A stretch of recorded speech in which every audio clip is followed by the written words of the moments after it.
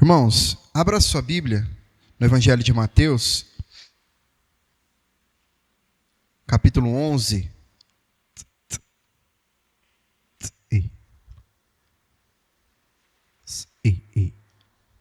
Mateus 11. Hoje nós vamos iniciar esse capítulo, dos versículos 1 até o 6 hoje. O tema da nossa mensagem de hoje, do nosso estudo, é: na dúvida, confie e creia. Nós vamos entender o porquê disso. Vamos ler o texto? Diz assim: quando Jesus acabou de dar essas instruções a seus 12 discípulos, saiu dali para ir ensinar e pregar nas cidades deles. Quando João, no cárcere, ouviu falar das obras de Cristo, mandou que seus discípulos fossem perguntar: você é aquele que estava para vir ou devemos esperar outro? Então Jesus lhes respondeu: voltem e anunciem a João o que estão ouvindo e vendo. Os cegos veem, os coxos andam, os leprosos são purificados, os surdos ouvem, os mortos são ressuscitados, e aos pobres está sendo pregado o Evangelho. E bem-aventurado é aquele que não achar em mim motivo de tropeço. Irmãos, esse episódio aqui que nós acabamos de ler, que também é registrado no Evangelho de Lucas, ele nos mostra um momento em que Jesus está num ritmo bem intenso aqui de trabalho, Ele estava indo pelas cidades ali dos discípulos para continuar pregando o Evangelho. Então, ele não está apenas dando orientações aos discípulos e os enviando para pregar, mas ele também está assumindo essa responsabilidade, essa missão de ensinar, de continuar proclamando o Evangelho nas cidades. Ele não parou, ele continuou a fazer isso. E é nesse contexto aqui de grande atividade ministerial por parte de Jesus que João Batista aparece, no caso ele está preso aqui, e ele envia os seus discípulos, os mensageiros a Jesus, para expressar as dúvidas que ele tinha, as angústias que ele tinha em seu coração naquele momento.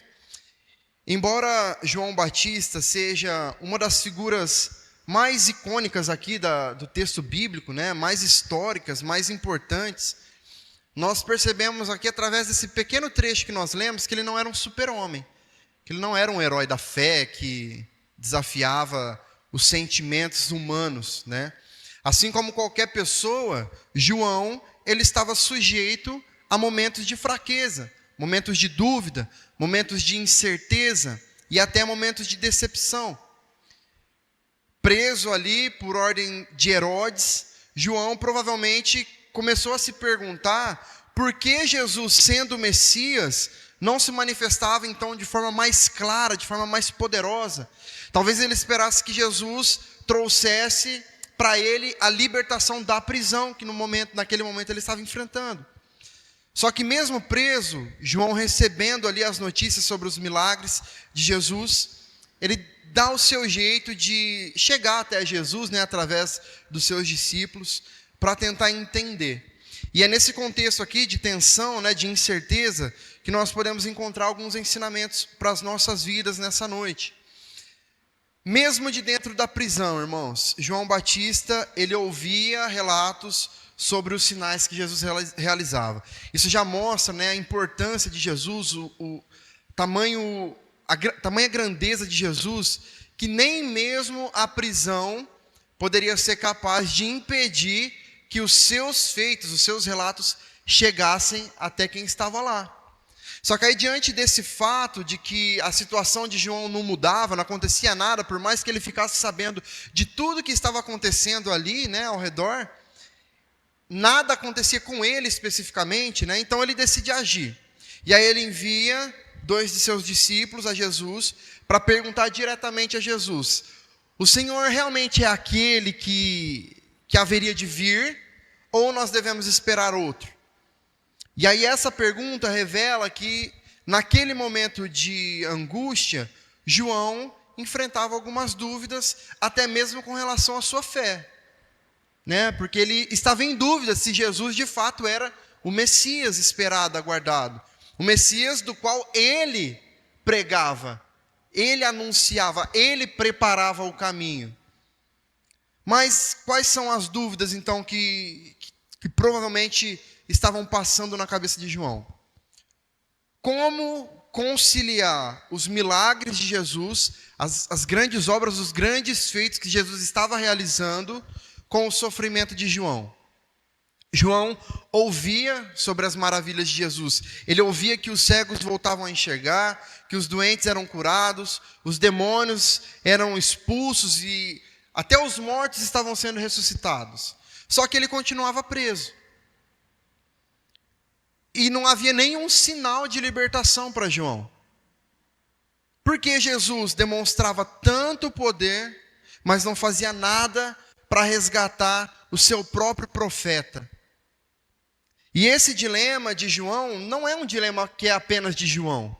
É nosso também. São questionamentos que muitas vezes passam na nossa cabeça, enquanto cristãos. Como entender o poder de Jesus quando nós estamos enfrentando dor e sofrimento? Como conciliar o domínio soberano de Deus sobre tudo, sobre todas as coisas, com as diversas injustiças que nós vemos no mundo? Por exemplo, João estava na cadeia, enquanto Herodes, que era um rei corrupto, permanecia no seu trono. Percebe como isso parece ser controverso? Diante do fato que nós estamos falando de um Deus que é justo e soberano e poderoso para fazer todas as coisas. Então esse era um dos dilemas que passava pela cabeça de João. Uma segunda dúvida é como conciliar o silêncio de Jesus, a princípio, né, humanamente falando, até mesmo a ausência de Jesus, com a necessidade urgente que João tinha. Porque além de não libertar João, Jesus também não se pronunciava em sua defesa. Ele não fez um pronunciamento, um discurso contra a opressão de Herodes. Ele não denunciava a injustiça publicamente. Ele não interveio ali como um advogado de João em momento algum.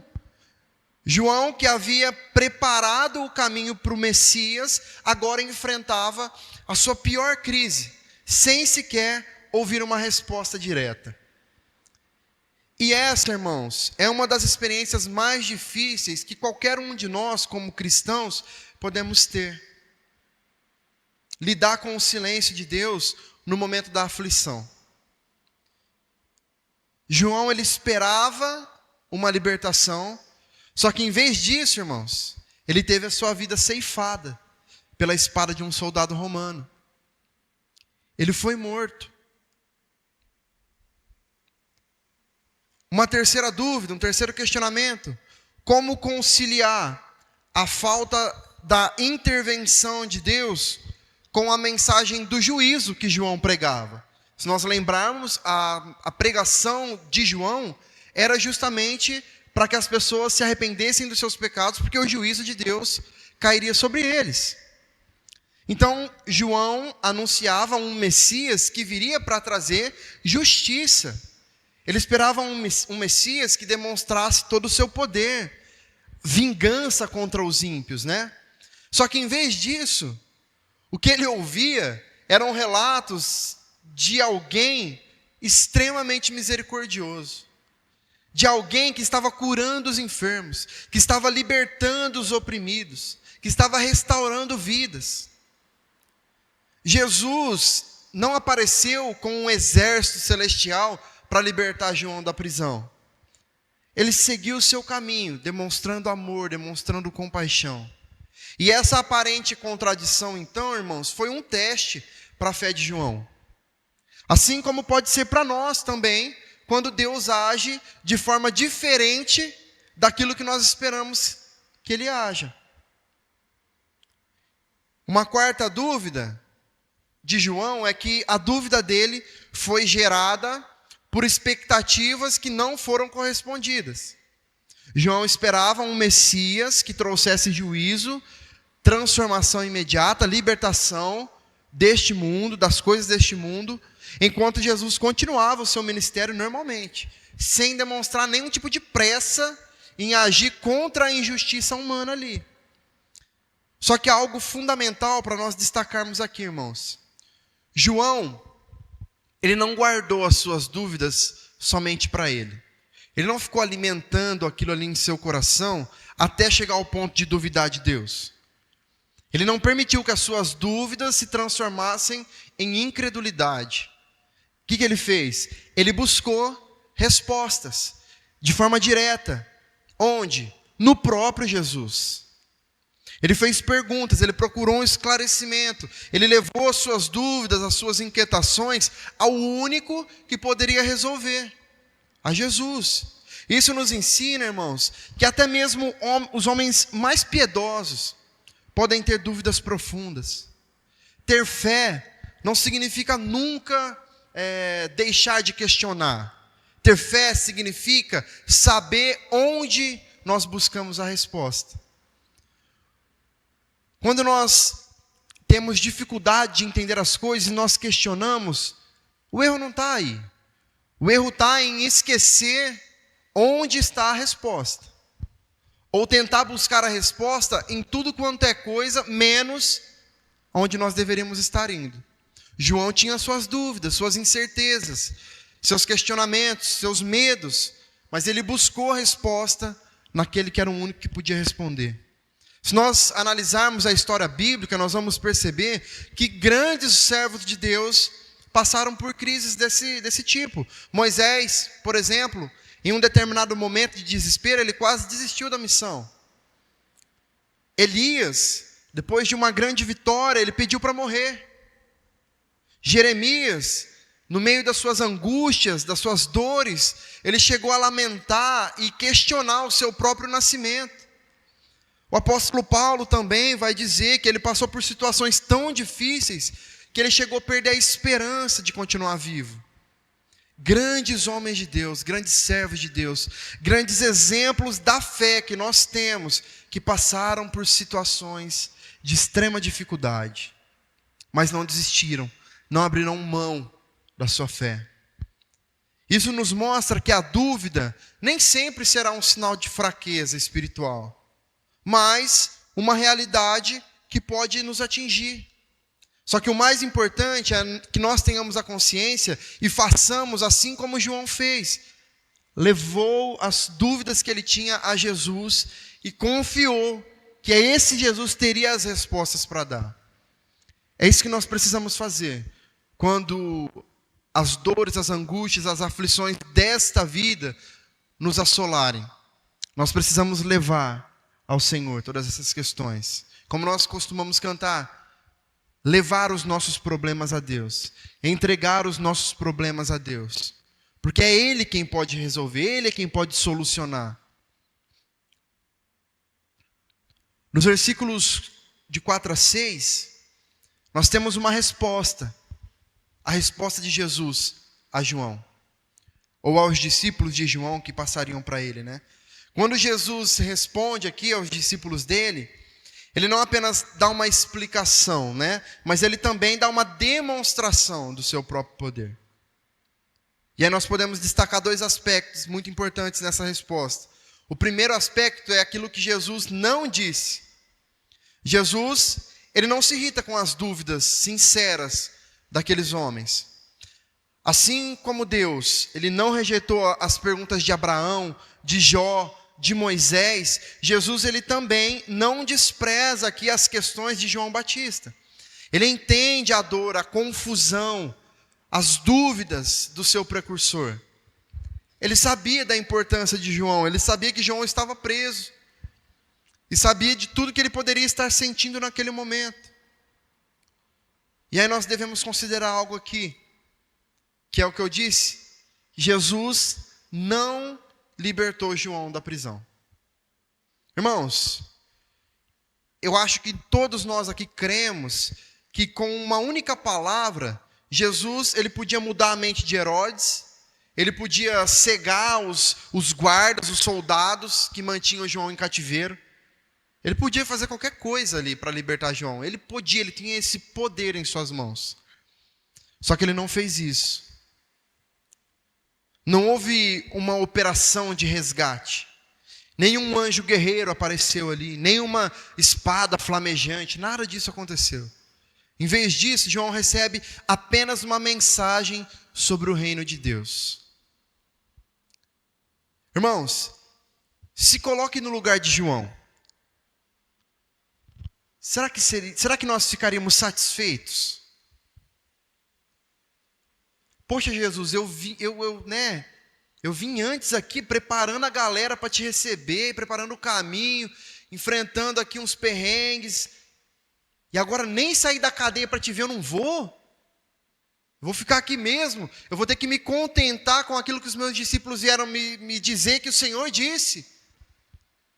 Cadê minha honra? Cadê a minha glória que agora, né? Agora que talvez eu poderia ter um certo destaque de caminhar ao lado do Senhor. Será que nós não reagiríamos assim? Não é fácil, irmãos. Se coloque no lugar deste homem que estava preso, angustiado, que precisava ser liberto fisicamente falando, que queria isso, né? Mas não foi o que Jesus deu a ele. Jesus deu a ele aquilo que ele precisava saber. Jesus deu a ele exatamente aquilo que ele precisava, que era saber que ele era o Messias escolhido.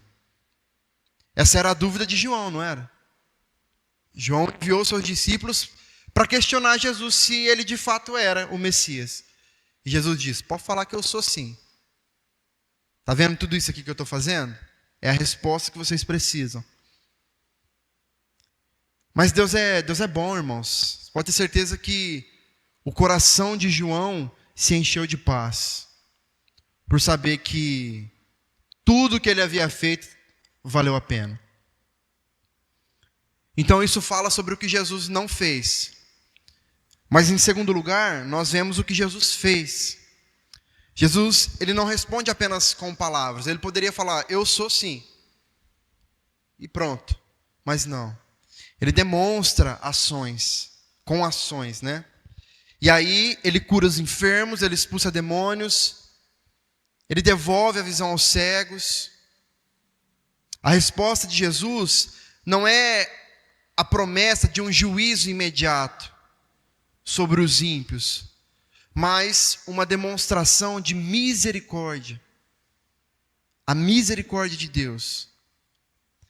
Querendo ou não, de certa forma, Jesus estava ensinando algo novo a João também. E aí ele instrui os discípulos a voltarem a João e a relatarem para ele o que estava acontecendo, o que eles estavam vendo, o que eles estavam ouvindo ali de Jesus, que Jesus estava fazendo. Talvez não era isso que João esperasse. Não era isso que ele queria. Talvez ele esperava ouvir que os exércitos já estavam prontos, que o governo romano já estava prestes a cair, a ser derrubado, que o juízo já havia começado. Mas em vez disso, irmão, Jesus manda anunciar que a misericórdia estava sendo manifestada ali. E aí existem mais duas verdades aqui importantes nessa resposta de Jesus. Primeiro é que ele dá prova de que ele é o Messias, né? Esses sinais realizados por ele era exatamente aquilo que os profetas haviam anunciado que o Messias faria. Lá em Isaías 29, 35, 42. Era sobre isso que eles falavam. Então, não havia necessidade de esperar outro Messias, porque o verdadeiro já estava ali.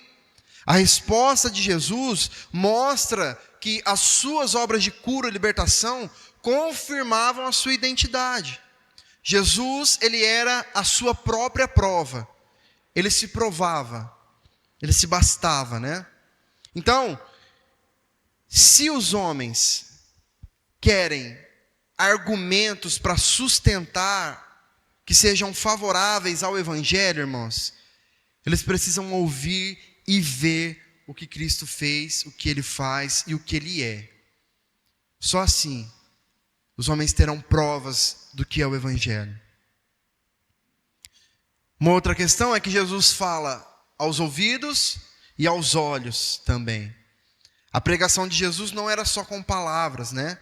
Era com demonstração do poder de Deus. Ele não só ensina, mas ele também age. E aí a resposta dele a João Batista é tanto uma mensagem falada, quanto uma evidência visível do seu reino. Os discípulos dele voltariam com situações concretas que eles haviam visto em Jesus.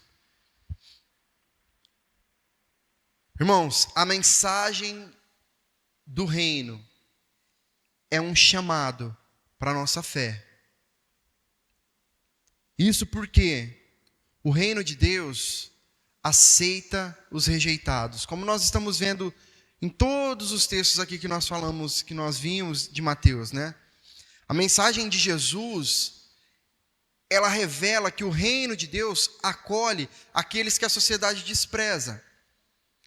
Talvez a mentalidade de João fosse que Jesus já estava ali cumprindo, fazendo, julgando todo mundo. Mas Jesus estava preocupado com os cegos, com os leprosos, com os paralíticos, com as viúvas,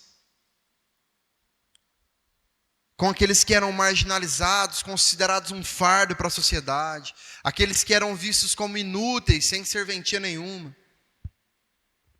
Jesus, ele vem, irmãos, para reverter a lógica. Ele valoriza aqueles que foram rejeitados. Ele restaura aqueles que foram quebrados. Ele cura os enfermos. Ele levanta os abatidos. Ele dá dignidade àqueles que haviam sido esquecidos. A resposta de Jesus para João deixa claro que o reino que ele está estabelecendo não segue os padrões deste mundo.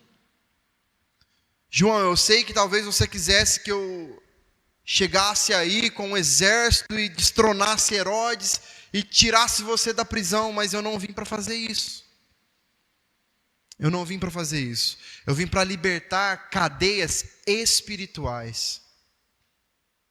Todos esperam. E nós, irmãos, continuamos fazendo isso nos nossos dias. Nós continuamos esperando um libertador terreno. Por isso que às vezes nós depositamos tanta esperança em um político, que nós achamos que ele é o salvador da pátria. É a confusão que muitos faziam a respeito de Jesus, pensando que ele seria esse grande libertador político terreno, que destronaria os tronos deste mundo. Isso vai acontecer em um dado momento. Mas este momento em que Jesus está aqui não era para isso. Uma outra questão muito interessante sobre esse trecho, e se nós pensarmos no que aconteceu com João, é que no reino de Deus, irmãos, a morte nunca tem a última palavra. A mensagem de Jesus, ela vem para anunciar que no reino de Deus, a sepultura não é o fim. A morte não é definitiva. O verdadeiro problema de nós, seres humanos, não é o tipo de morte que nós enfrentamos, irmãos, mas o tipo de ressurreição que nos aguarda. Qual é a ressurreição que nos aguarda depois deste mundo? Se Jesus é o nosso Senhor, então a morte ela já não tem mais domínio sobre nós. As suas amarras foram quebradas, seu poder foi vencido, porque no reino de Deus a morte é só uma passagem para a glória eterna. E João estava prestes a desfrutar disso. João também estava prestes a desfrutar daquilo de mais precioso que o reino de Deus nos oferece, que é a vida eterna. O reino de Deus não se baseia, irmãos, nas riquezas que nós temos aqui ou na posição social. Nós percebemos que o Evangelho de Mateus, até onde nós estamos vendo, bate muito nessa tecla, demonstrando o que realmente de fato importa no reino. Quais devem ser as nossas prioridades no reino de Deus? Para onde deve estar voltado o nosso foco? O reino de Deus claramente pertence aos pobres de espírito, aqueles que reconheceram a falência espiritual diante de Deus. Enquanto João Batista estava ali aguardando uma solução imediata para a sua prisão, Jesus estava operando algo muito maior, que era uma salvação eterna. O plano de Deus, irmãos, ele não se limita em hipótese alguma a algo que é temporário, passageiro. O plano de Deus está sempre preocupado, sempre será guiado para aquilo que é eterno. Tudo que Deus faz neste mundo é pensando na eternidade. Por isso que nós precisamos aprender a viver dessa mesma maneira. As nossas ações, o nosso comportamento, tudo que nós fazemos, pensamos e falamos, precisa ser voltado, direcionado para o que nos traz vida eterna ao lado de Deus.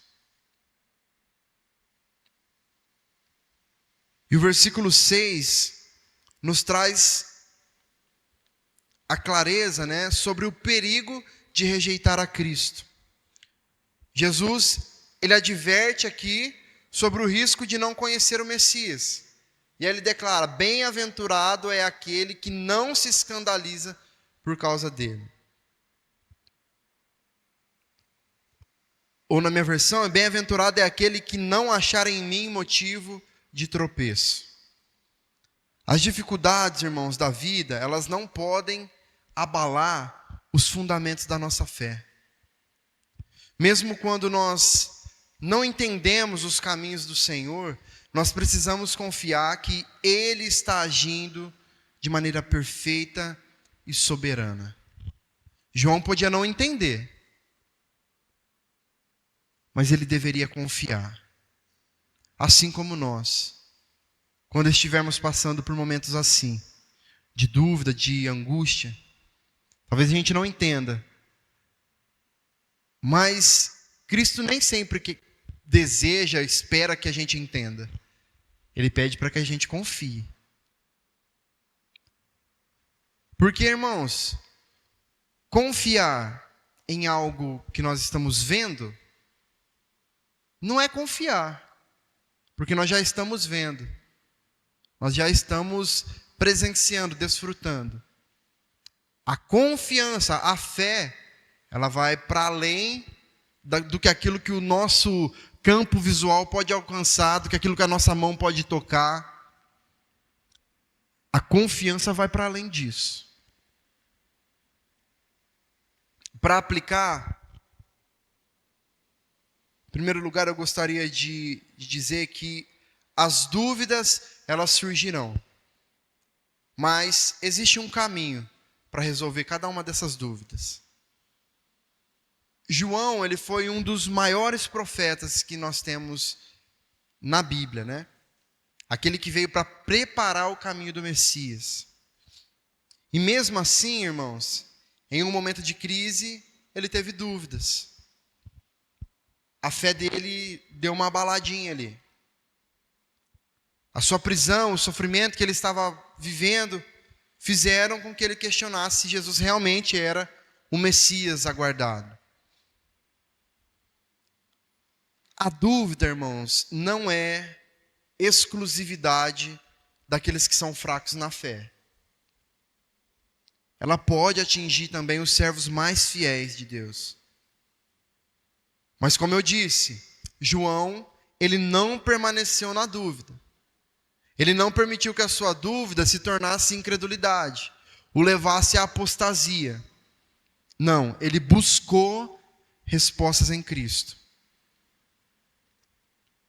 Em vez de alimentar a sua incerteza, em vez de continuar questionando e duvidando do poder e do trabalho, da obra de Jesus, ele, de uma forma indireta, né, através dos seus discípulos, ele vai buscar encontrar a verdade em Jesus.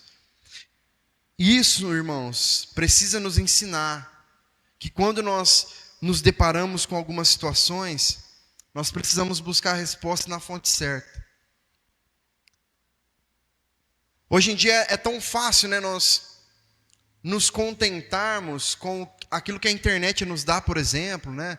A gente vê aí um pastor, né, pregando no Instagram, no YouTube. Às vezes o cara tem um monte de seguidor. e os vídeos dele têm um monte de likes. Só que João foi na fonte. Ele queria entender diretamente da fonte. Obviamente que Deus usa os seus servos. Ele usa, ele vai continuar usando. Mas, irmãos, será que isso que estão nos entregando, de fato, é aquilo que é voz de Deus para resolver os nossos problemas? Nós somos ensinados pela Bíblia a questionar algumas coisas. E nós precisamos fazer isso. Sabe por quê? Porque até os grandes homens de Deus caem. Até os grandes homens de Deus se deixam levar. Se deixam apaixonar pelo pecado em certas situações, certas circunstâncias. Nós precisamos buscar respostas na fonte correta. A palavra de Deus, a oração, a comunhão com Cristo, com a igreja, são os meios mais sinceros, os meios mais corretos que nós temos para poder obter clareza e para renovar a nossa fé.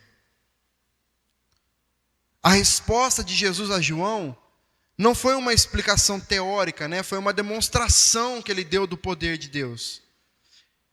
Então, quando nós duvidarmos, quando nós titubearmos na fé, a melhor solução, irmãos, é olhar para as obras de Cristo. Tanto na história da redenção, na história da igreja, quanto em nossas próprias vidas.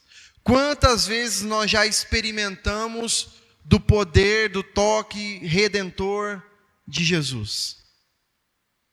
Só baseado no que nós já experimentamos, irmãos, nós já temos respostas o suficiente para as nossas dúvidas.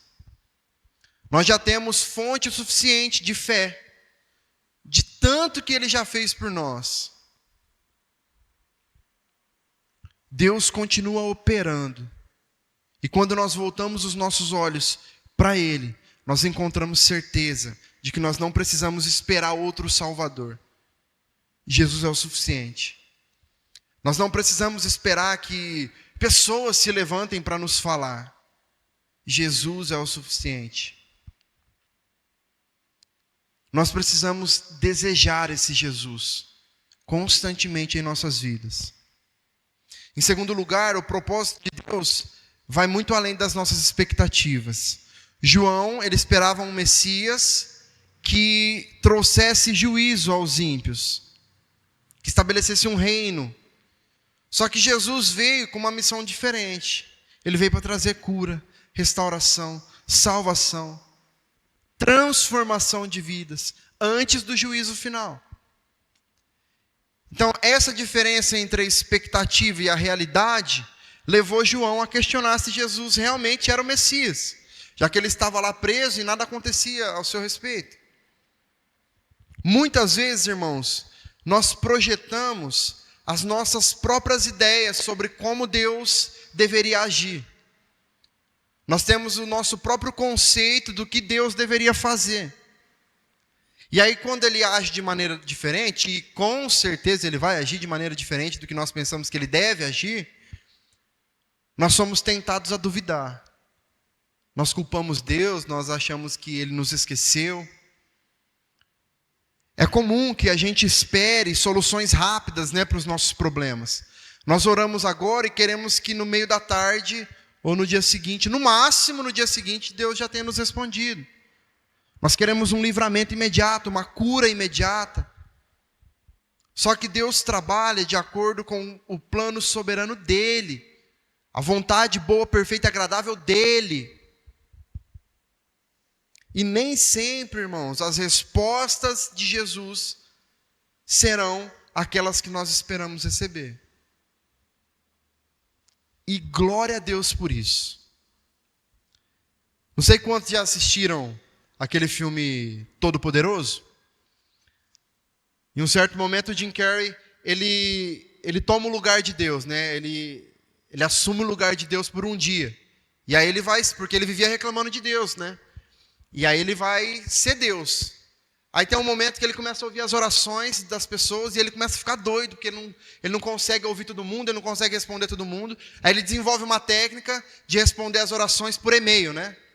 E aí ele coloca ali uma resposta automática de sim para todo mundo. Todas as orações, a resposta era sim.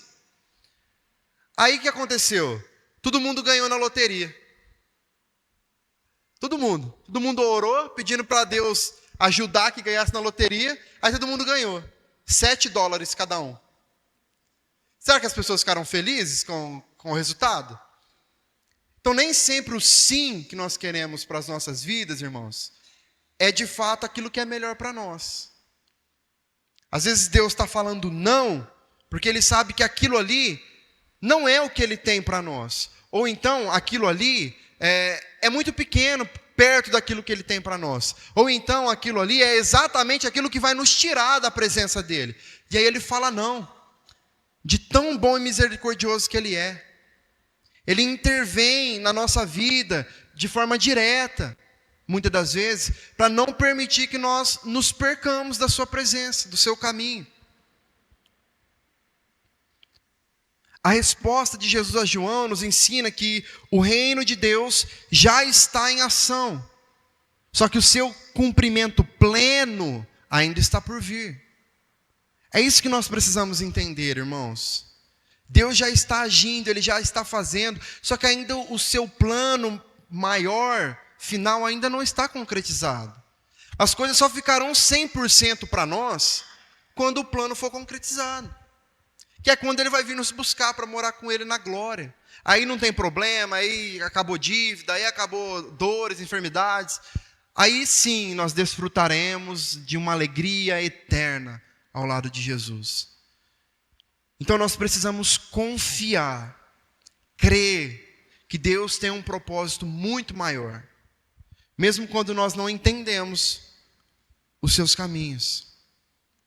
A verdadeira fé, irmãos, ela não se baseia no que nós vemos acontecer, mas na certeza de que Deus é soberano e Ele age com sabedoria. Nós não devemos ficar tentando ocupar o lugar de Deus e dar ideias para Deus, irmãos. Deus não precisa das nossas ideias. Ele sabe o que Ele faz. E tudo que Ele faz é bom. Tudo que Ele faz é perfeito. Não existe essa história de que Deus tarda, mas não falha, sabe? Não, Deus faz as coisas no tempo certo, na hora certa, na medida certa, do jeitinho que tem que ser. Quem tarda, falha, mente, perde, destrói, somos nós. Por influência do pecado. Deus não, Ele é perfeito. E por último, existe um chamado à confiança e à bem-aventurança em Cristo. Jesus ele conclui a sua resposta a João com uma advertência. Ele diz: bem-aventurado é aquele que não achar em mim motivo de tropeço. Feliz é aquele, né? Isso significa, irmãos, que a verdadeira felicidade está em confiar em Deus, mesmo quando o seu agir não é aquilo que nós esperamos. O que ele quer dizer com isso é que felizes são aqueles que sabem reconhecer que nem sempre aquilo que me pede, aquilo que eles me pedem, aquilo que eles desejam, é de fato aquilo que eles precisam que aconteça. Nós seremos muito mais felizes, irmãos, quando nós entendermos isso e começarmos a aceitar o não de Deus como algo bom para nós, como um livramento, como um ensinamento. Deus ele está constantemente nos forjando para que nós sejamos cada vez mais parecidos com Ele. Muitos de nós, quando nos deparamos com as dificuldades, nós acabamos nos escandalizando de certa forma e abandonando a fé muitas vezes, porque nós esperávamos um Deus que sempre nos daria livramentos imediatos. E como as nossas igrejas, irmãos, estão cheias desse tipo de crente aqui, crente mimado, sabe? Que quer as coisas para ontem, para hoje. E aí Deus não dá, aí a culpa é da igreja. Não, porque esse povo aqui é muito frio. Não, porque esse povo aqui grita demais. Não, porque esse povo aqui não tem amor. Não, porque esse povo aqui não me recebeu bem. Ah, eu vou para outra igreja. Aí Deus não respondeu lá também. Ah, não, eu vou para outra agora. Aí chegou no irmão que revela o número do RG. Agora sim. Agora eu encontrei Deus. Até as coisas começarem a dar errado. Aí ele já pulou de galho em galho, foi aqui, foi ali, foi lá, não deu certo. Aí a culpa vai ser de quem? De Deus. Ah, vou sair da igreja. Minha vida ficou pior. Está buscando coisas erradas. Está buscando se alicerçar na areia e não sobre a rocha. Há muitos que abandonam a caminhada porque não receberam aquilo que esperavam de Deus, irmãos. Tem gente querendo fazer barganha com Deus. Ó, eu vou, mas se o Senhor me abençoar aqui, se o Senhor me der isso aqui. Se Deus me der um carro, eu vou para a igreja. Aí compra o carro, o primeiro rolê que ele vai dar é para a praia, vai para o shopping. A igreja, outro dia eu vou. O máximo que faz é passar na casa do pastor José e pedir para ele ungir o carro. Ora aí, pastor, para Deus abençoar. Aí o infeliz não dá uma carona para um irmão ir para a igreja. É difícil, viu, irmãos? Às vezes nós nos distanciamos porque nós também não entendemos porque o sofrimento ainda existe no mundo, né? Mas porque nós não queremos ver o que Cristo falou. Se nós formos para a Bíblia, é disso que falta, irmãos, para nós. Falta a Bíblia. Falta conhecimento do Evangelho. É tão simples entender. É tão simples parar de esperar deste mundo aquilo que ele não tem capacidade de nos dar. Jesus, ele nos chama para confiar nele, mesmo quando nós não temos as respostas. A promessa aqui é para aqueles que permanecem firmes na fé, sem se deixarem levar pelas suas dúvidas, até elas se tornarem incredulidade. Cristo, ele nos convida a uma fé madura, que não depende de circunstâncias agradáveis para crer, mas de um relacionamento profundo com Ele. Nós temos que aprender, irmãos, a confiar que Deus está no controle e que a sua graça é suficiente para nós. E que no tempo certo, a sua justiça será manifestada. Pode ser que seja aqui ainda, mas pode ser que não seja. João não experimentou da justiça terrena que ele imaginava que experimentaria. Mas ele experimentou da justiça divina, de Deus. Então, irmãos, enquanto as coisas não se resolvem, enquanto as coisas ainda não estão do jeito que elas foram criadas para ser, nós precisamos descansar na certeza de que servimos a um Deus, ao único Deus que é poderoso para fazer, para realizar. E que a obra desse Deus ainda não acabou, ainda está em andamento. E que no tempo certo, da maneira como Ele bem entende ser o melhor, tudo acontecerá. Assim como João, nós também precisamos aprender que o Messias, ele agia para além das expectativas humanas. Nós temos que confiar, mesmo quando ele age de maneira diferente do que nós esperamos. A verdadeira felicidade, a verdadeira bem-aventurança, né?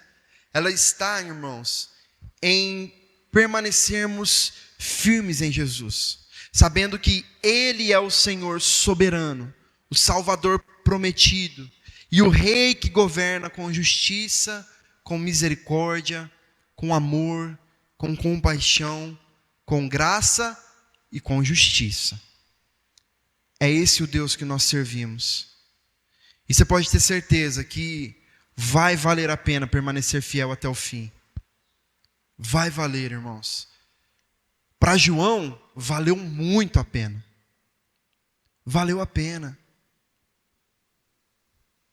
Ele ainda teve o privilégio de ver coisas incríveis. E está com Deus hoje. Amém?